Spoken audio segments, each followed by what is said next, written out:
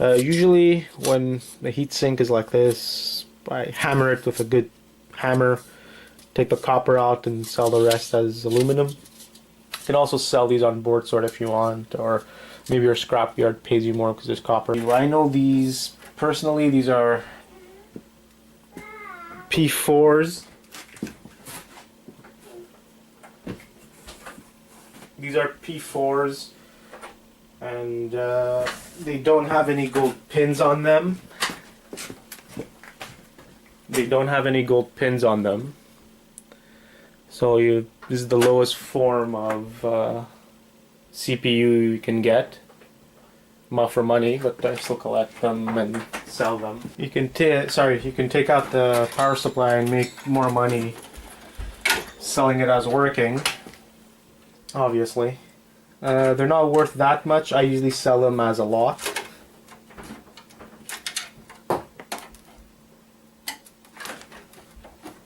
And as a lot, I get maybe $5 a piece compared to what it would sell if you would just sell it as scrapped board sort or something like that, you know. So not worth it. Got the motherboard out.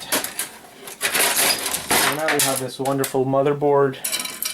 Obviously, if you know it's working, sell it complete. This is pretty old, so probably wouldn't fetch much. But you have your gold here, you have gold here, your aluminums, your more gold. Very nice if you're processing gold, if you're refining gold. Obviously, like in one of my other videos, you have these little guys here, the monolithic capacitors. Always remove these guys because you can get quite a bit of money. Recently, someone in one of my videos said you can even make more than the $4 to $8 an ounce if you're able to figure out how to refine them. So that's another thing you refiners could do when you're refining your gold and silver. Refine palladium off the monolithic capacitors.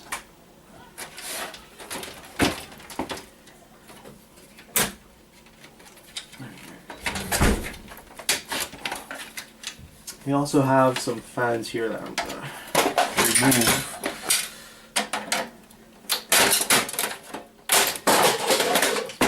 There. The fans, it's rare you'll find a fan that's broken, not functioning.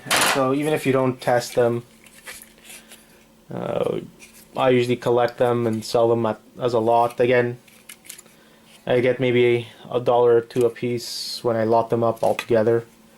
Better than getting 20 cents a pound, or about that much at a scrapyard selling them as copper bearing motors. Well, that's always good.